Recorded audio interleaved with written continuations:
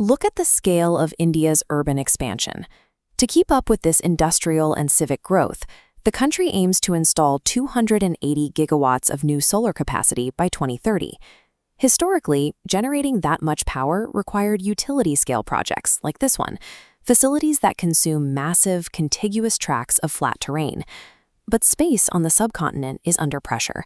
Almost every suitable square kilometer is already claimed by expanding cities, conservation efforts, or crucial agricultural operations. Paving over farms and forests to build solar parks creates a structural conflict. As energy targets rise, the strategy for terrestrial solar expansion is hitting a geographic limit. Instead of fighting for horizontal real estate, engineers are looking to the Z-axis. By mounting photovoltaic arrays on buoyant platforms, solar generation is moving directly onto the water. Deploying these systems on existing reservoirs and industrial ponds means utility-scale power can be generated without displacing current land use. Inland water bodies have become a major frontier for India's renewable energy expansion. To scale this infrastructure, the government launched the Pradhan Mantri Surya Sarovar Yojana. This scheme carries a financial outlay of 5,070 crore rupees across a 5-year timeline. The goal is to expand India's floating solar footprint 7 times, reaching 5,000 megawatts. To ensure this power is useful, every project must include co-located battery storage, totaling 10,000 megawatt-hours, to help manage peak electricity demand. This framework removes land acquisition from the critical path of development, allowing India to add storable energy to the grid more quickly. Operating over water provides a thermodynamic advantage. This thermal visualization compares a land-mounted panel with a floating one.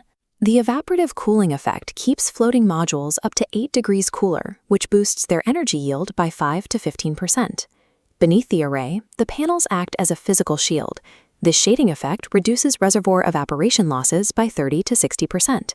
It creates a symbiotic loop. The infrastructure conserves millions of liters of water, while that same water increases the electricity output. This transition is already visible at scale.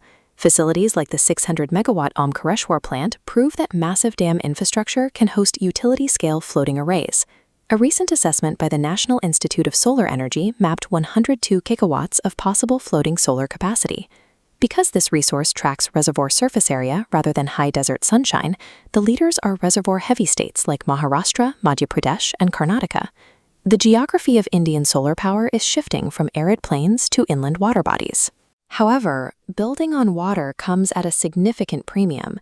These systems currently cost 20 to 35% more upfront than standard ground-mounted arrays.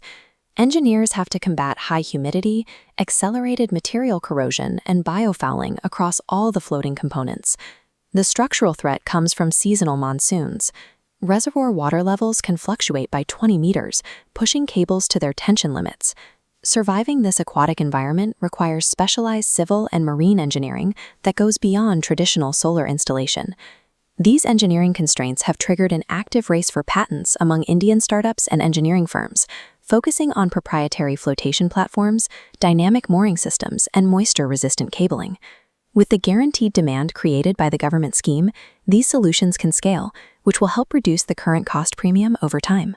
Mastering aquatic solar turns thousands of dormant water bodies into crucial clean energy assets. But while the surface looks serene, the true complexity lies below. How exactly do these structures float, survive severe storms, and transmit power through water? Next time, we go beneath the surface to uncover the hidden architecture that keeps floating solar plants alive.